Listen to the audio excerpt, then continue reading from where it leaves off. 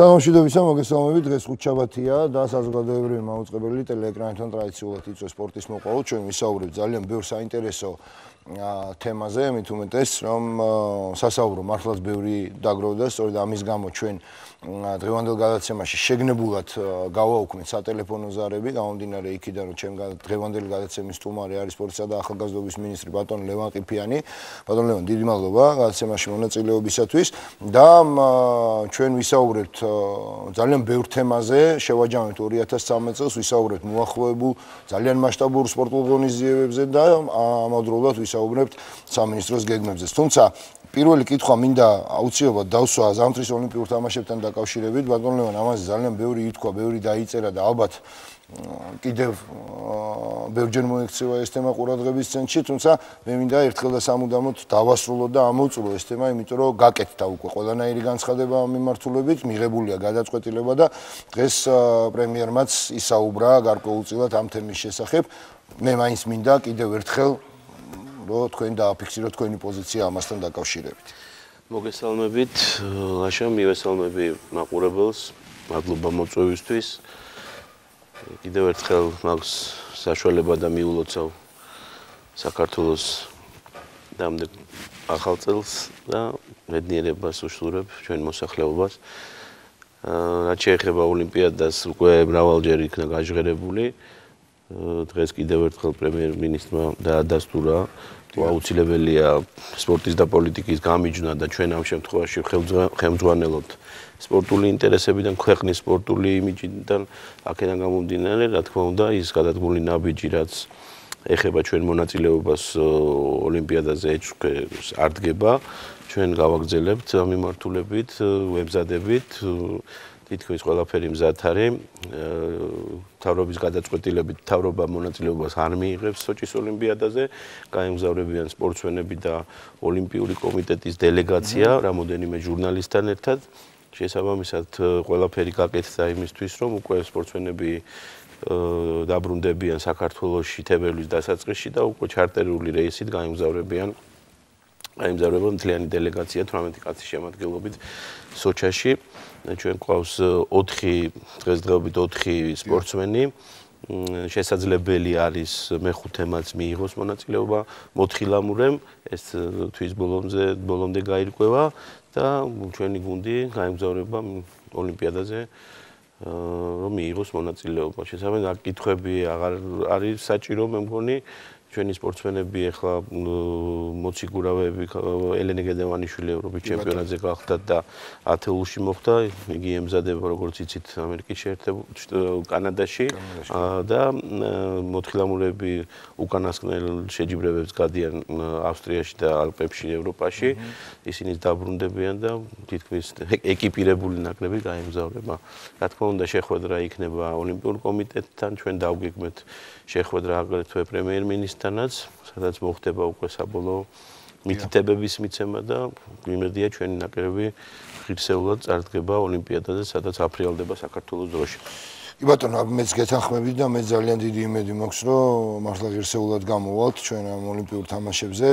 მოდით გადავიდეთ ახლა ნელ-ნელა და ქრონოლოგიურად მოვყვეთ. მე მინდა პირველ ყოვლისა გკითხოთ 2013 წლის შესახებ, იმიტომ რომ როდესაც ჩემ პირველი გადაცემა გავიდა, პირველი სტუმარი იყავით თქვენ ამ გადაცემის მაშინ და ჩვენ საუბრობდით იმ გეგმებზე, მოახლოებულ ღონისძიებებზე და სხვა მრავალ თემაზე. რამდენად კმაყოფილი ხართ 2013 წლით წმინდა სპორტული თვალსაზრისით და იყო თუ არა ვთქვათ ისეთი კიდევ სხვა რაღაცა გარემოებები, რის მიყვანაც ბოლომდე შეიძლებოდა, თუმცა ვერ მოხერხდა ამის გაკეთება.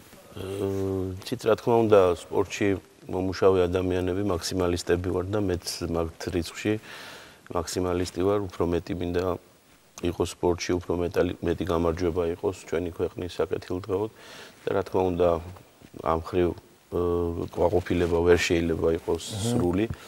ვერც ვერადროს იქნება, ალბათ იმიტომ რომ სპორტში ყოველთვის რაღაცა აკლდება, ვიღაცა ვერ იმარჯვებს და ასე შემდეგ, ამიტომ მე ვფიქრობ ნორმალურად ჩაიარა ამ წელიწადმა იმის ფონზე თუ რა გამოწვევები ქონდა ჩვენ და აქედან გამომდინარე მე ციფრებს რამოდენიმეჯერ დავასახელებ, მაგრამ მაინც კიდე განმეორდები ჩვენ მიერ ესე იგი დაახლოებით 185 სპორტული შეკრება იქნა დაფინანსებული 80-იან სხვადასხვა საერთაშორისო შეჯიბრება აქ შედიოდა მსოფლიო ჩემპიონატი, ევროპის ჩემპიონატები სხვადასხვა ასაკობრივ კატეგორიებში. ჩვენმა ნაკრებმა გუნდებმა სადაც მიიღეს მონაწილეობა 412 მედალიანი მოპოვებული, აქედან 127 ოქროა.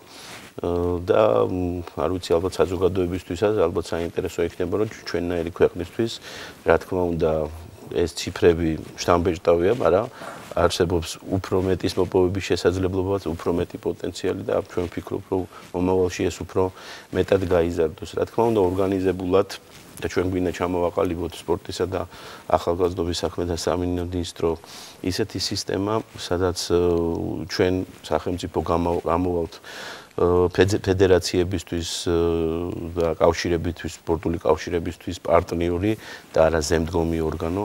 ამისთვის ჩვენ გვაქვს დაგეგმილი და უკვე ჩვენ გამოვაცხადეთ ის პრიორიტეტებიც, რომელიც 2014 წელს იქნება მნიშვნელოვანი. რა თქმა უნდა, ეს არის საკანონმდებლო ბაზის მოწესრიგება, რაც წინა წელს ვერ მოხერხდებოდა, უბრალოდ მიზეზ და გამო რომ ეს ერთი წელი საკმარისი არ არის რომ შესწავლილი იქნას და დრო არ არის საკმარისი რომ ესე უცბად მოხდეს კანონმდებლობის ცვლილება. ამიტომ ძალიან მნიშვნელოვანია კანონის ცვლილება. რა თქმა უნდა ეს წელიწადი ჩვენთვის იქნება მნიშვნელოვანი ამ მიმართულებით, სწორედ და ჩვენ ამ მიმართულებით მივდივართ. ძალიან მნიშვნელოვანი არის იმ კუთხითაც სიახლე ის გახლავთ, რომ მე დავეყრდნობი ინფრასტრუქტურის სამინისტროს და წელს გამოფხიზლება ყველაზე მეტად აი ბოლო დამოუკიდებლობის პერიოდის შემდგომ პერიოდთან, როცა რეგიონებში პრიორიტეტული მიმართულება აქვს სპორტული ინფრასტრუქტურაზე მოთხოვნას. ეს ძალიან მნიშვნელოვანია. და ჩვენი სამინისტროს წვლილი ამ შემთხვევაში მნიშვნელოვანია, რომ ინფრასტრუქტურა განვითარდეს მომავალში. კიდევ ერთი რომ ალბათ მომავალში ის დაგეგმილი სპორტული შეჯიბრებები, რომელიც ჩვენ გვაქვს უახლოეს 5 წლის განმავლობაში გაწერილი, მნიშვნელოვანია, სწორედ აი ეს იწვევს ახალი ინფრასტრუქტურის მშენებლობის პერსპექტივას. ეს არის ისო ახალგაზრდული ოლიმპიადა, ეს არის ევროპის ჩემპიონატი ძლეოსნობაში, ჭადრაკში და ასევე გრან-პრი ვისაუბროთ, მაგრამ სწორედ ეს იწვევს ასევე რა თქმა უნდა მსოფლიო ჩემპიონატი ახალგაზრდული 19 წლამდე ხელბურთში. რა თქმა უნდა ეს იწვევს იმას, რომ უკვე რეგიონებში მოთხოვნა გაჩნდა ახალი ინფრასტრუქტურის მშენებლობის, რომელსაც უნდა მიება სხვადასხვა ინფრასტრუქტურული. მე მოგახსენებთ უფრო კონკრეტიკაზეც რა თქმა უნდა, მაგრამ იმიტომ საინტერესოა ბატონ ლევან, აქ ჩვენ ძირითადად ეხლა თქვენაც ისაუბრეთ საომავლო გეგმებთან დაკავშირებით, ხო? ხო, მე მინდა გკითხოთ, თქვათ ინფრასტრუქტურული თვალსაზრისით, ჩვენ თუ წავიწიეთ წინ, ანუ 2013-ში რამდენად კმაყოფილი ხარ თქვათ ინფრასტრუქტურული თვალსაზრისით? ჩვენ კიდევ ერთხელ ინფრასტრუქტურული თვალსაზრისით ვერ ვიქნებოდით კმაყოფილი, იმიტომ რომ ერთ წელიწადში ფიზიკურად ვერ ესწრება, ფიზიკურად არ არსებობს ბუნებაში, რომ ერთ წელიწადში მოასწრო შენ ესეთი მასშტაბური პროექტები, მაგრამ ჩვენ ის გავაკეთეთ, რომ სწორედ შევარჩიეთ, შეირჩა და ესე იგი გამოკვლეული იქნა დაახლოებით 250-მდე სპორტული ობიექტი მთელი ქვეყნის მასშტაბით. ეს არის ის ობიექტები, რომელიც გადაურჩა გაყიდვას, ან არის სავალალო მდგომარეობაში. ჩვენ დავიწყეთ ამ ობიექტების დასურათება, გადაღება და პრიორიტეტების გამორჩევა რეგიონების მიხედვით.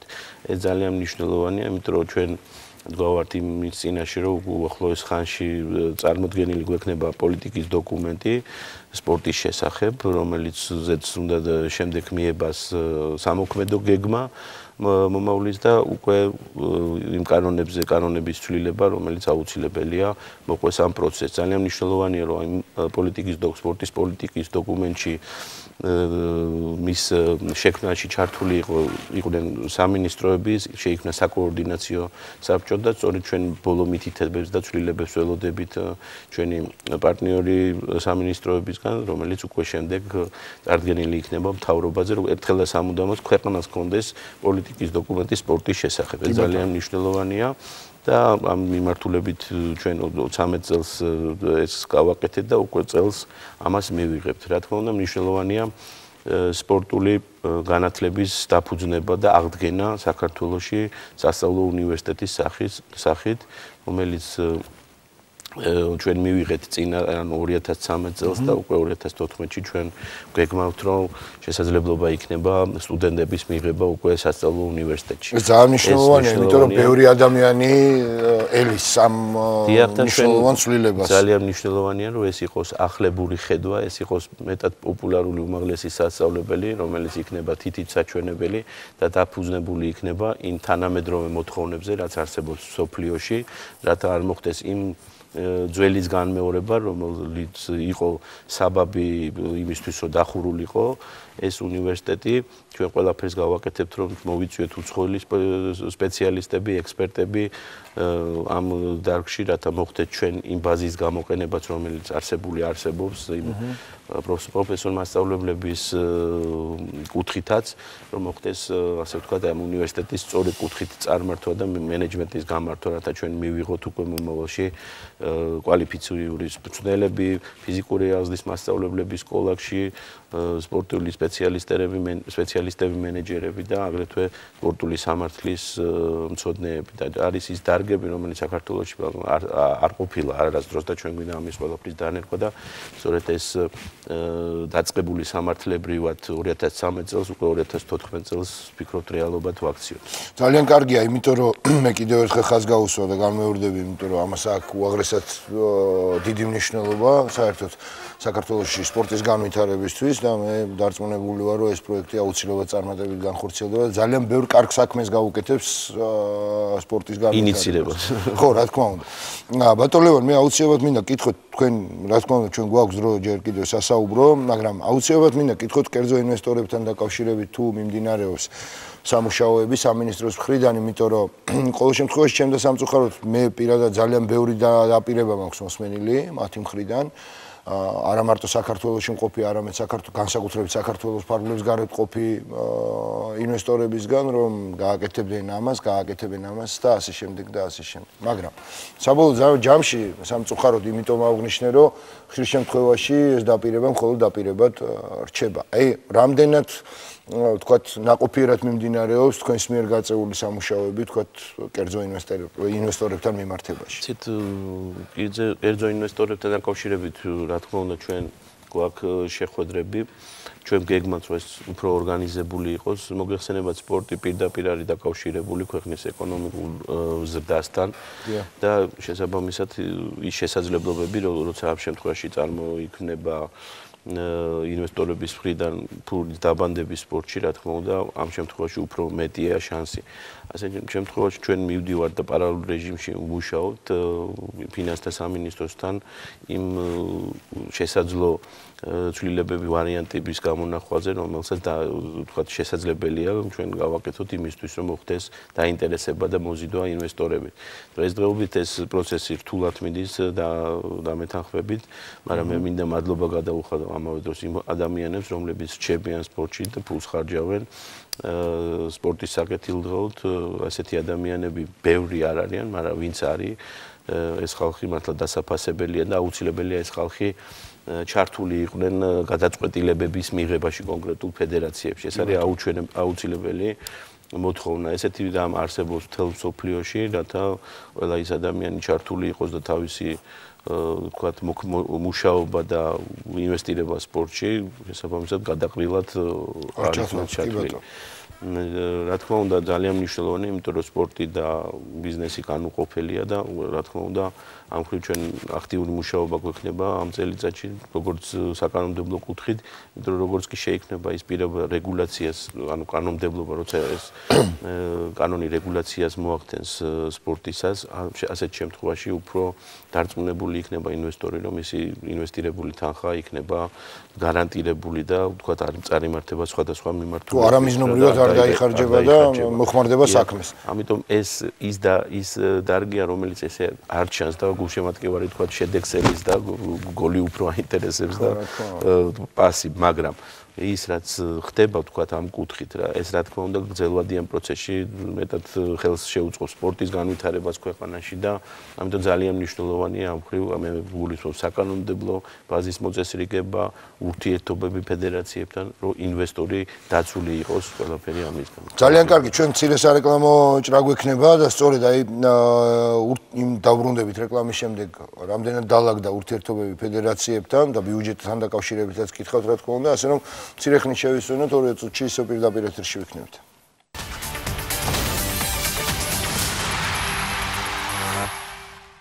ბრუნდებით პირდაპირ ეთერში ჩემი გადაცემის სტუმარი დღეს გახლავთ სპორტისა და ახალგაზრდობის მინისტრი ბატონ ლევან ყიფიანი რეკლამამდე ჩვენ ვისაუბრეთ რამდენიმე თემაზე სასაუბრო კიდევ გვაქვს და მაქსიმალურად შევეცდები გამოვიყენოთ ჩემთვის განკუთვნილი დრო ბატონ ლევან ვიდრე რეკლამაზე გავიდოდით თქვენ ხაზი გაუსვით ურთიერთობის დაალაგებას ფედერაციებთან ვიყო რაღაც გარკვეული პრობლემები პრესაშიც ტელევიზიითაც გაჟღერდა ეს ყველაფერი დღეს რა სიტუაციაა დაალაგდა თუ არა საბოლოოდ ყველა ფედერაციასთან ურთიერთობა იმიტომ რომ თქვენს დამეთანხმებით ალბათ პირველ ყოვლისა თქვენ დამეთანხმებით რომ რაღაცა არაკომფორტულ სიტუაციაში წარმოუდგენელია ერთობლივად რაიმე საქმის კეთება და პლუს ამას დამატებული შედეგის მიღწევა.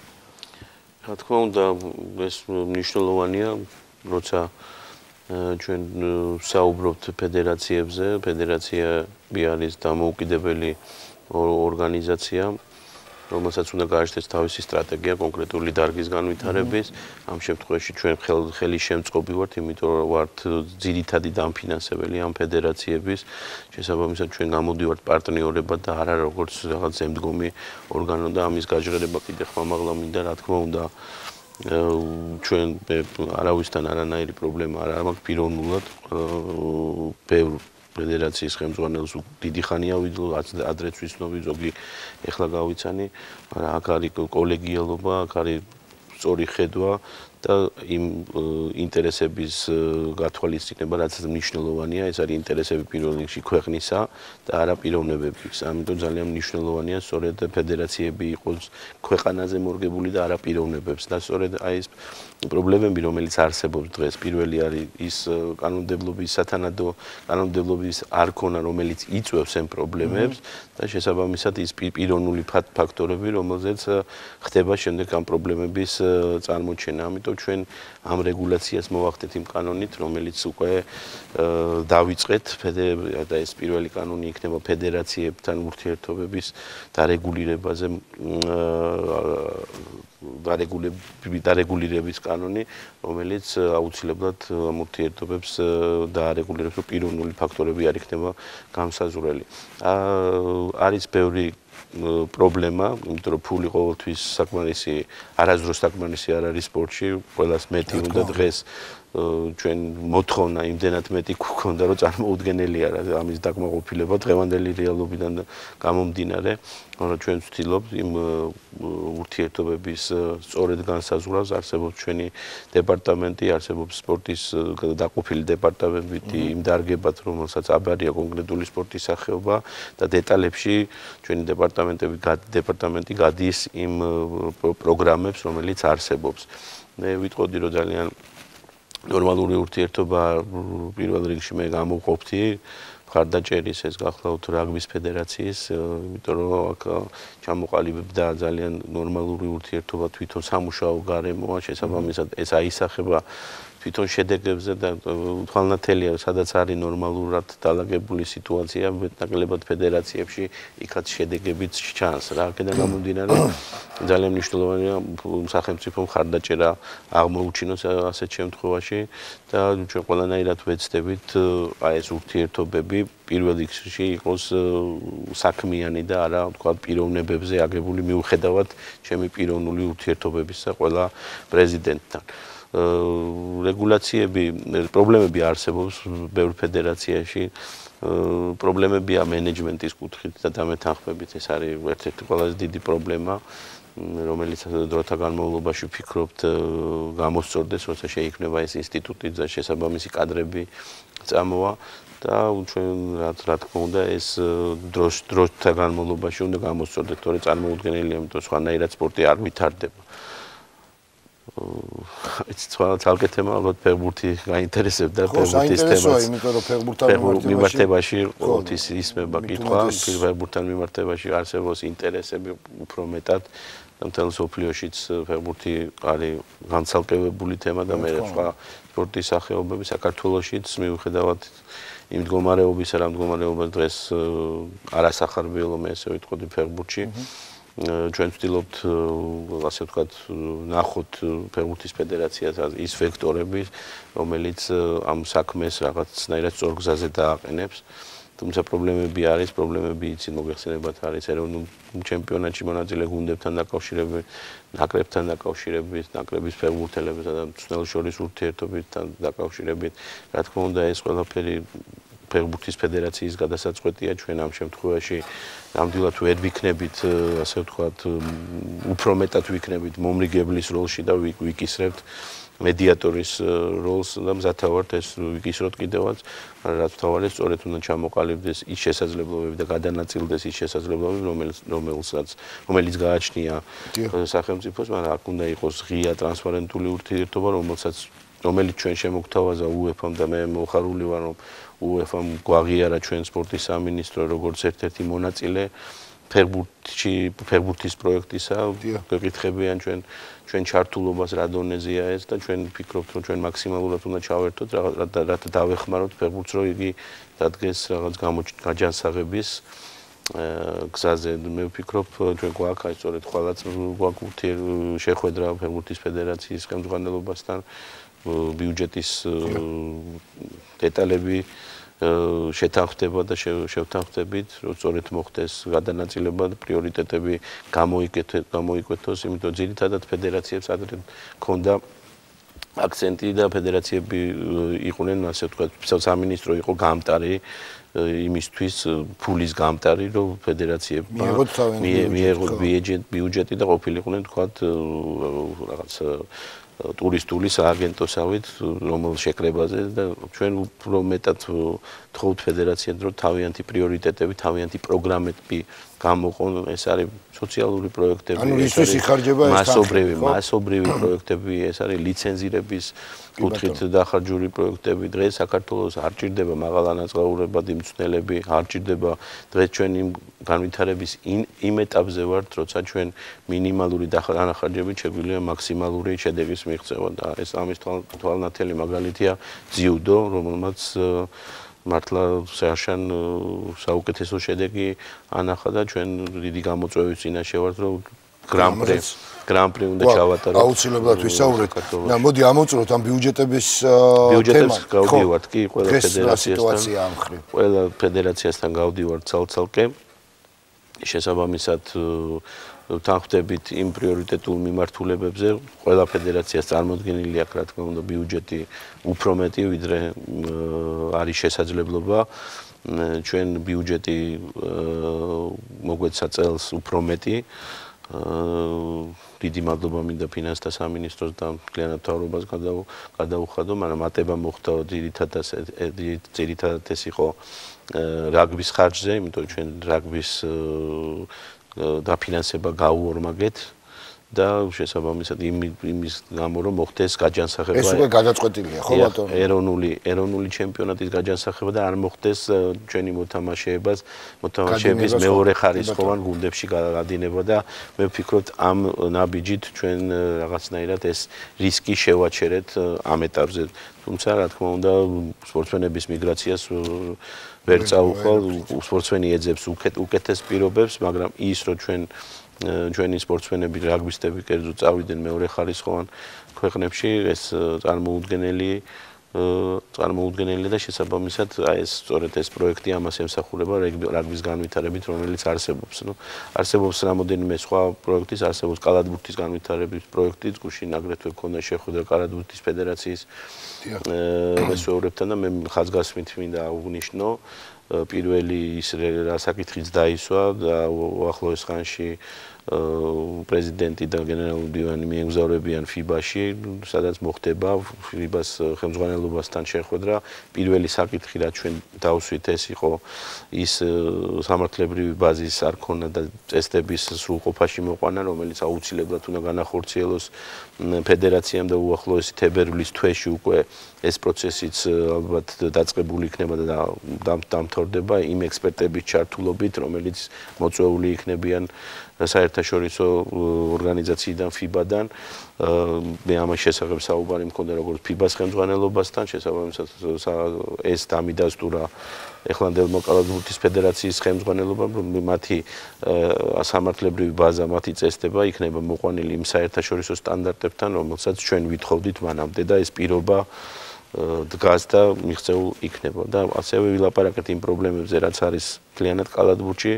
უახლოეს 3 რიცხვში გახლავთ კენჭისყრა და უკვე ჩვენ გვეცოდინება ჩვენი მეტოქეები შესარჩევ ციკლში და ალბათ გადაწყდება უახლოეს თვეში აგრეთვე ნაკრების მწვრთნელის ვინაობაც და ასე შემდეგ. ასევე ეს ძირითად სპორტის სახეობაში ხვალ ხვდებით ფეხბურთის ფედერაცია შესაბამისად მისი საკითხები გადაწყდება აგრეთვე სხვა სპორტის სახეობებიც ჩვენ იცით გამოვყავით და 20 ძირითადი სპორტის სახეობა, ეს არის არაოლიმპიური და ოლიმპიურიც და კიდე ერთი სიახლე, რომელიც შემიძლია განვაცხადო, ჩვენი წარვადგენთ წელს უკვე წარვადგენთ ჩვენი ქვეყანა გახდეს მასპინძელი 2018 წელს საჭანდრაკო ოლიმპიადის. ეს იქნება ყველაზე დიდი მასშტაბური სპორტული შეჯიბრი, რომელიც საქართველოში ოდესმე ჩატარებულა,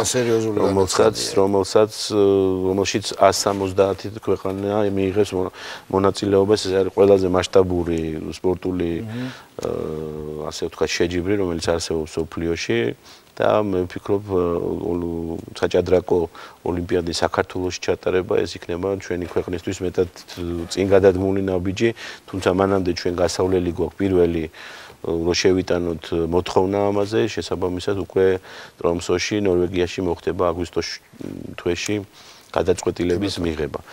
18 წლამდე 7 წელი იქნება უკვე მსოფლიო ჩემპიონატი, რომელიც ერთი პაკეტია საჭადრაკო ფედერაციის მიერ მოწოდებული, ეს გახლავთ მსოფლიო ჩემპიონატის ჩატარება 17 წელს და შემდგომ წელში 18-ში ოლიმპიადა. იმასაც დავამატებ, რომ 2016-ში არის ოლიმპიადა აზერბაიჯანში. და ძალიან მნიშვნელოვანია ამას ისიც დაემატა, რომ არჩევნები იმართება საერთაშორისო საჭადრაკო ფედერაციის, სადაც ორი ძირითადი კანდიდატურა, ილუმჟინოვი და კასპაროვი და ვფიქრობ ესეც დაპირისპირებაც მეტად საინტერესო იქნება. კარგით, ძალიან კარგი. ბატონ ლევან, ჩვენ უნდა გადავიდეთ ძალიან არასასიამოვნო თემაზე, იმიტომ რომ მით უმეტეს რომ ეს არ არის პირველი შემთხვევა, ყველას ყურადღების ცენტრში მოექცა განსაკუთრებით სპორტული სამყაროსი თემა დოპინგ სკანდალთან დაკავშირებით. მოდი ნახოთ ჯერ სიუჟეტი და შემდეგ მოვისმინოთ ბატონი ლევან ყიფიანის პოზიცია ამ ფაქტთან დაკავშირებით.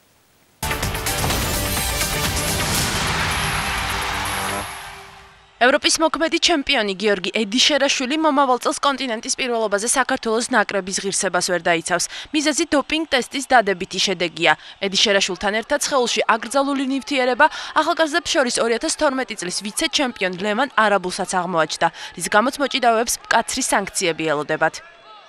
ისინი არიან პრიორიტეტულები დღეს საქართველოში. მაინც იმ მანკერ მიდგომას, რასაც ქვია დოპინგი, მაინც ხებულობენ იმ პრეპარატებს, დაუშვებულ პრეპარატებს. აქედან გამომდინარე იქნება სამაგალითო სანქციები, რომ ჩვენ დავიცვათ ის ახალგაზრდობა, რომელიც მომავალში ფიქრობს საქართველოს ღირსება დაიცვას საერთაშორისო არენაზე. მოჭიდავეთა ორგანიზმში აკრძალული პრეპარატი 2013 წლის ნოემბერში მოსკოვში გამართულ ევროპის თასზე აღმოაჩნდათ. ოლიმპიური ნაკრების ექიმი აცხადებს, რომ სპორტსმენებმა ინტერნეტით გამოწერილი პრეპარატები თვითნებურად მიიღეს. ეს მოხდა ხელოვნურად შეცდომა შეყვანა, რომ ეს პრეპარატები გამოდის 20 დღეში, 30 დღეში ამ სპორტსმენებმა გარისკეს, ედნენ, არავის არ უთხრეს, იმიტომ რომ რაღაცა თავიანთი ფიზიკური და ფუნქციური მაჩვენებლები გაეზარდა, თუ არ ექნებათ იმ წარმოშობის შესახებ, თუ საიდან არის ეს პრეპარატი ჩამოტანილი, ვისგან არის მოწოდებული, არ მიიღებენ, მაშინ ჩვენ გვერდში დაუდგებით ყველანაირ თუ არა და მაშინ პასუხისმგებელი სპორტსმენი მთლიანად პასუხისმგებლობა თავის თავზე გადაინაცვლა. დღესვე გადაწყდა, რომ სპორტისა და ახალგაზრდობის საქმეთა სამინისტრო ორივე სპორტსმენს დაფინანსებას შეუწყვიტავს. სპორტის სამინისტროს ინიციატივით კი ჯანდაცვისა და ასევე შინაგან საქმეთა სამინისტროსთან ერთად შეიქმნება სპეციალური კომისია, რომელიც მსგავს ფაქტებს სრულად შეისწავლის. სამინისტრო ასევე არ დააფინანსებს იმ ფედერაციებს, რომლებსაც არ ექნებათ გაფორმებული ხელშეკრულება საქართველოს ანტიდოპინგურ სააგენტოსთან. ჩვენ მაქსიმალურად ვცდილობთ ახსნა განმარტება ჩაუტარდეს ყველა იმ სპორტსმენს, ყველა ნაკრების წევრს, რომელსაც ჩვენ დავიწყეთ და ვაგრძელებთ, რატო არ მოხდეს სპორტსმენების მიერ იმ აკრძალული პრეპარატების მიხედვით, რომელიც პირველ რიგში ჯანმრთელობისთვის არის საზიანო და მე აღარ ვლაპარაკობ იმ შედეგებზე, რაც ჩვენი ქვეყნის იმიჯს ეხება. ფინანსური სანქციები მათ ახლა საერთაშორისო ფედერაციებიდან არ ეკისრებათ, მაგრამ მათ ეკნებათ აი საქართველოს ანდოპინგური წესების მიხედვით ის სანქციები, რომელიც ვალდებულებას იღებენ ისინი, რომ მათ ამ სპორტში დაბრუნდება ეს სპორტსმენები, მათ მინიმუმ 3 სინჯი უნდა ჩააბარონ. ქართულ სპორტში 2013 წელს დოპინგის გამოყენების 10-ზე მეტი შემთხვევა დაფიქსირდა. მიმდინარე წლიდან სპორტულ უწყებებში მსგავსი შემთხვევების აღმოსაფხვრელად კონტროლი მკაცრდება. ეროვნული ანტიდოპინგური სააგენტო კი სპორტული ფედერაციების სპეციალურ წარმომადგენლებთან ერთად ცალკე სამუშაო ჯგუფს შექმნის, რომელიც ფაქტების გამოვლენაზე აქტიურად იმუშავებს.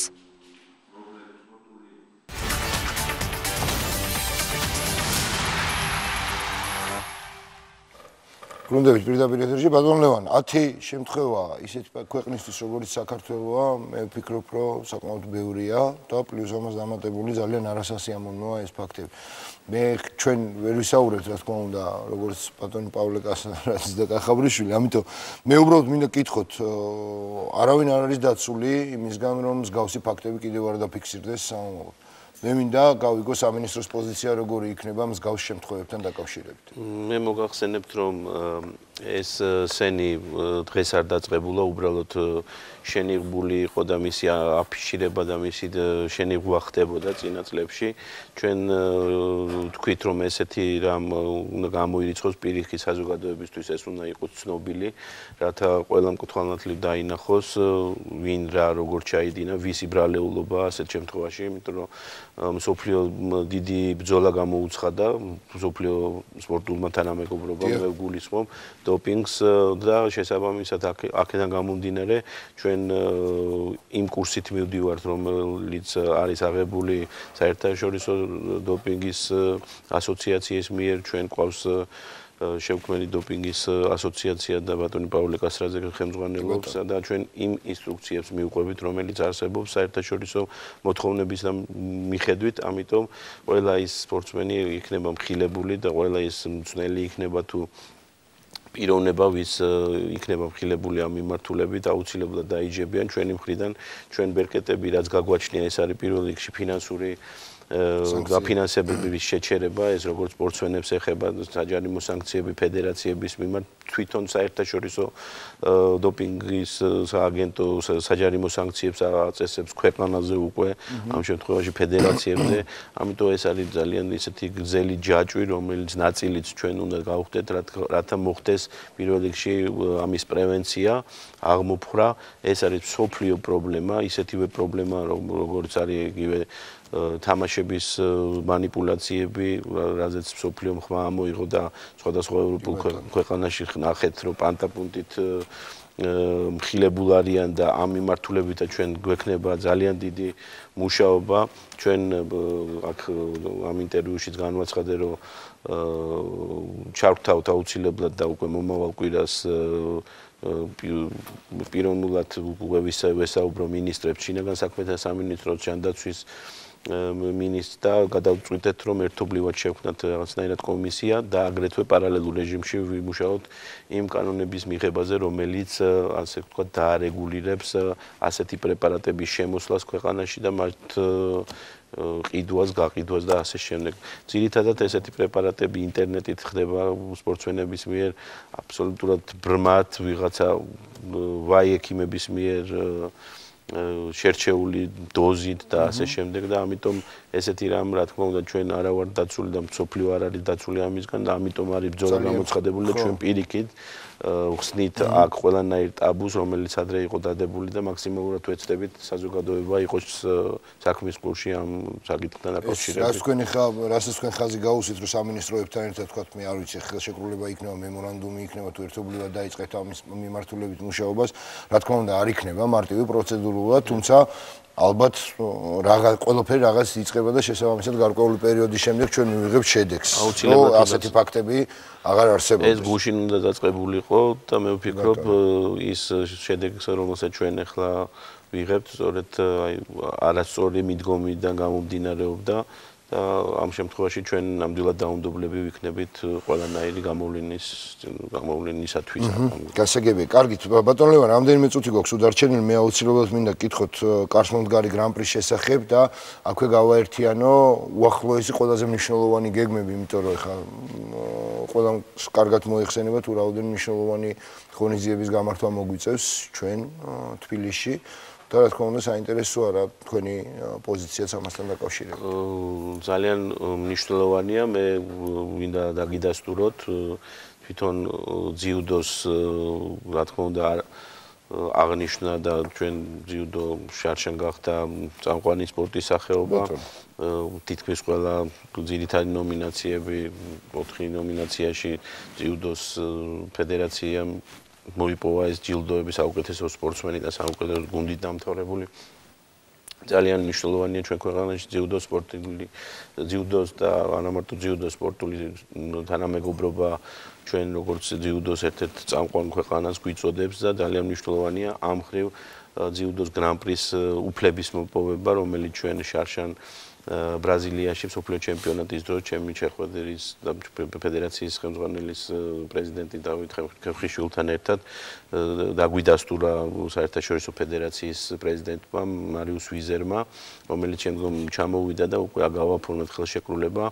ეს მნიშვნელოვანი ნაბიჯია იმ ხრივ, რომ მომავალში თუ ჩვენ გრან-პრის ეს ტურნირი ჩავატარეთ მაღალ დონეზე 2015 წლიდან იგი უკვე ლიცენზიის გამცემი იქნება 2016 წლის ოლიმპიადისთვის.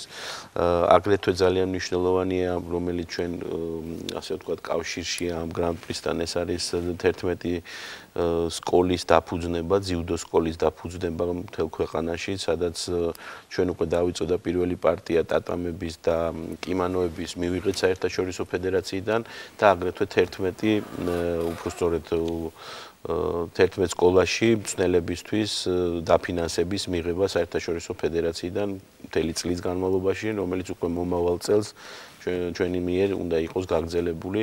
ეს არის ძალიან მნიშვნელოვანი თვითონ ძიუდოს განვითარებისთვის ქვეყანაში და რა თქმა უნდა ეს გრან-პრიც, რომელიც იქნება ალბათ გვირგვინი და ალბათ მაყურებელი არ მოაკლდება ამ ტურნირს, მე დღესვე მინდა დავაანონსო, რომ უკვე შექმნილია ჩართული ხართ.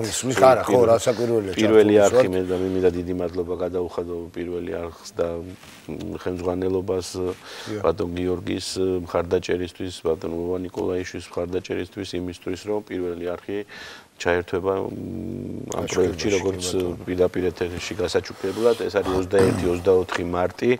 დღეს ჩვენ ქვეყანაში იმყოფება საერთაშორისო ძიუდოს ფედერაციის ექსპერტები, რომელმაც დაიწყეს შემოწმება ინფრასტრუქტურის, უკვე მითითებებია მიღებული, შექმნილია უკვე საკოორდინაციო საბჭო სპორტის სამინისტროსა და ფედერაციას, ძიუდოს ფედერაციასთან ერთად. და ჩვენ ყველაფერს გავაკეთებთ, რომ ეს ტურნირი ჩატარდეს მაღალ დონეზე, რათა მომავალში ყოველწლიური იყოს და ეს ერთი მხრივ რომ ჩემპიონატი იქნება და შეჯიბრი იქნება, მეორე მხრივ ეს იმით არის კარგი, რომ იმ ნაკრებები, რომლებიც აქ ჩამოვლენ, ამ შესაძლებლობა მიეცემა ჩვენ ნაკრებთან ერთად, სხვადასხვა ნაკრებებთან ერთად შეჯიბრეს სამწვრთნელი ვარჯიშები გამართონ და ესეც კიდე დამატებითი იმპულსი იქნება ჩვენი სპორტსმენებისთვის და ჩვენი ქვეყნისთვის მთლიანობის იმიჯისთვის მისი რა თქმა უნდა რასაკვირველია როდესაც ასეთ მასშტაბურ ღონისძიებას მასპინძლობ ბუნებრივია, ძალიან მნიშვნელოვანია. ბატონ ლევან, ნელა ბოლოსკენ უნდა წავიდე და მე აუცილებლად მინდა კითხო თქვენი საუბრით რამდენიმე წუთის წინ, რომ გაჩნდა მოთხოვნილება რეგიონებში სპორტული ინფრასტრუქტურის თვალსაზრისით. მე მქონდა კითხვა გეგმებთან დაკავშირებით 2014-ში და იქნება თუ არა პრიორიტეტული რეგიონებში, თქვა სპორტული მიმართულება და რატომ? იმიტომ რომ ეწყინება რა ვიცი, მაგრამ ძირითადად თუ კი ჩვენ გვაქვს წარმატება, გვაქვს შედეგი, გვაქვს медаლი, ყველა არის პრაქტიკულად რეგიონიდან. დიახ. დაგეთანხმებით, ჩვენ გვინდა შევქმნათ ისეთი ინფრასტრუქტურა, ეს პირველ რიგში არის სტანდარტული და იმ კატეგორიის, სადაც ჩვენ მაქსიმალურად ჩავთავთ სპორტსმენებს და მე იმას გამოვყოფ, რომ ადრე რაც კი სპორტული ობიექტები შექმნილა საქართველოში არასტანდარტული გახლავთ და იქ ელემენტარულად ეროვნული ჩემპიონატების ჩატარების სირთულეები დგას. ამიტომ ჩვენ გადავწყვიტოთ, რომ შეგვექმნა ინფრასტრუქტურის სამმართველო ჩვენ სამინისტროს ბაზაზე, რომელიც უკვე გასცემს რეკომენდაციებს, შესაბამისად აკეთებს მონიტორინგს ასეთი ობიექტების. პირველი რაც არის, ეს არის 2015 წლის ოლიმპიადისთვის შექმნილი საორგანიზაციო კომიტეტი, ეს არის სამთავრობო კომისიაც, რომელსაც ბატონი ირაკლი ხელმძღვანელობს, პრემიერ-მინისტრი და ძალიან მნიშვნელოვანია, რომ ეს ოლიმპიურ კომიტეტთან ერთად საორგანიზაციო კომიტეტო მერიამ ერთობლივად დაგეგმილია უკვე ობიექტების მშენებლობა, უკვე დღეს გაიხსნა ტენდერი, მერიამ გახსნა ტენდერი.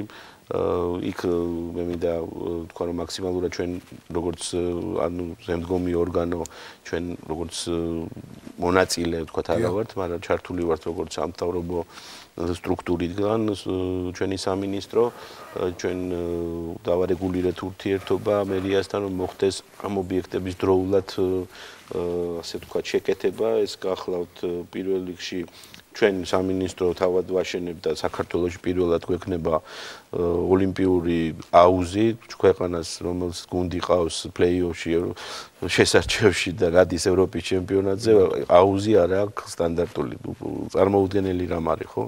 მართლაც საოცარია წყალბურთელების ასე ვთქვათ ვაჟკაცობა. და 2015 წლისთვის დაგეგმილი გვაქვს უკვე დავიწყეთ პროექტირება,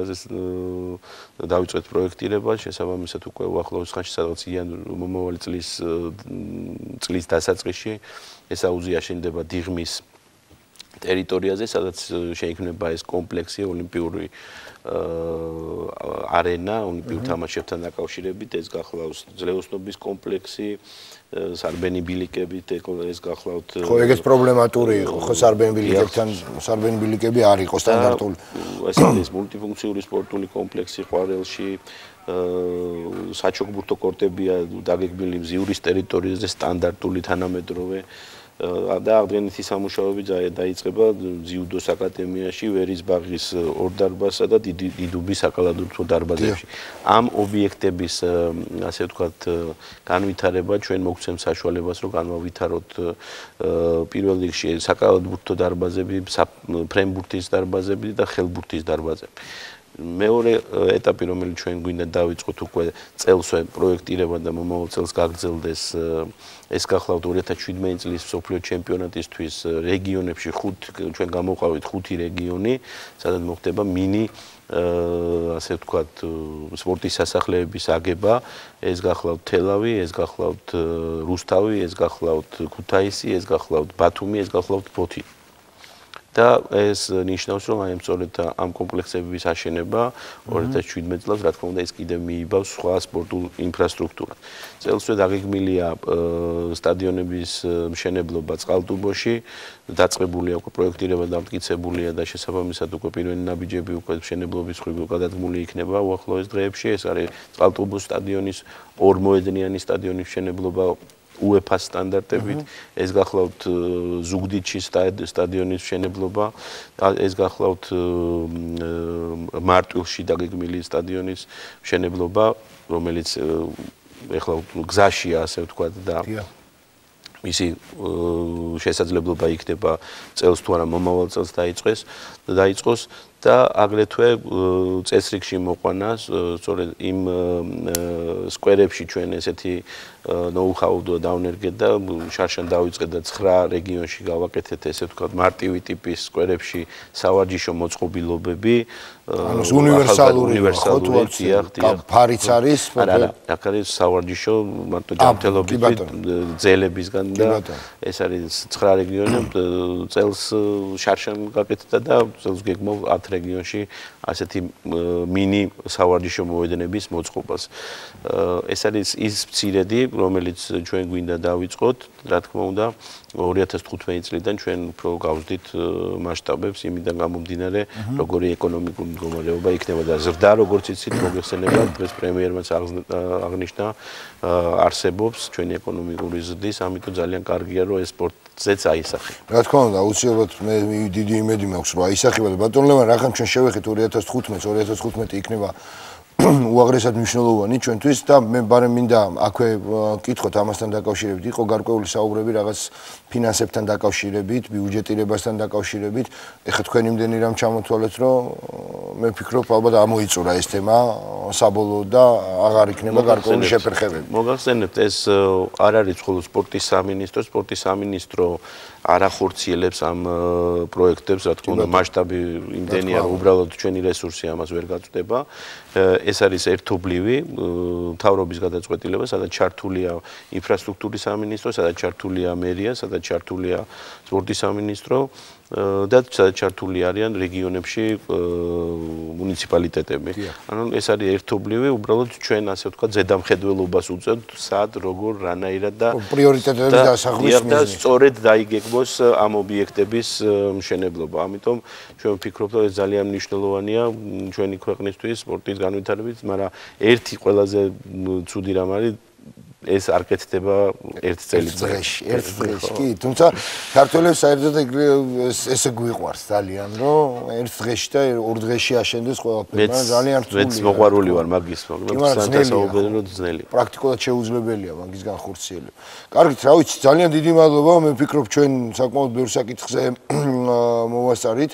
საუბარი ძალიან საინტერესოდ, მინდა მადლობა გიხადოთ გადაცემაში მონაწილეობისათვის. ჩვენ კიდევ მოგვიწევს, რა თქმა უნდა, სპორტის სამინისტროს ხელმძღვანელებთან საუბარი სხვადასხვა მიმართულებებით, მით უმეტესობისაც მივალთ აკადემიის თემაზე, რაც მე ვთვლი, რომ ქვეყნისთვის სასიცოცხლო მნიშვნელობის არის და ისედაც ჩვენი თანამშრომლობა ძალიან კარგად ვითარდება და შესაბამისად საზოგადოებრივი მაუწყებლობიც მაქსიმალურად ცდილობს, მე მგონი, დიდი დრო დაუთმოს სპორტის განვითარებას, რა თქმა უნდა, ეს ზღვაში წვეთია, მაგრამ სხვა ტელევიზიებთან მიმართებაში მე ვფიქრობ, სპორტს უფრო მეტი ყურადღება ჭირდება.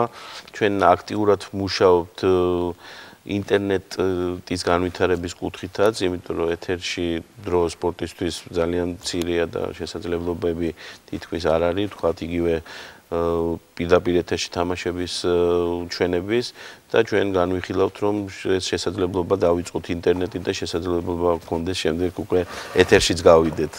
განსაკუთრებით დიდი მადლობა პირველ რიგს მხარდაჭერისთვის და იმ ურთიერთობისთვის, რომელიც ჩამოყალიბდა. კარგი, ძალიან დიდი მადლობა. მე მაყურებელს შეგახსენებთ, რომ ჩემი დღევანდელი გადაცემის სტუმარი იყო სპორტსა და ახალგაზრდობის მინისტრი ბატონ ლევან ყიფიანი. საკმაოდ საინტერესოდ ვისაუბრეთ, ჩემთვის განკუთვნილი დრო ამოიწურა. მე აქვე გეტყვით იმას, რომ ორშაბათს დავით მინაშვილთან ერთად თქვენ გელით საფეხბურთო მიმოხილვა, იქაც ძალიან საინტერესო თემებზე იქნება საუბარი. მე კი გემშვიდობებით მომავალ ხუთშაბათამდე დიდი მადლობა ყურადღებისთვის, კარგად ზანდებოდით.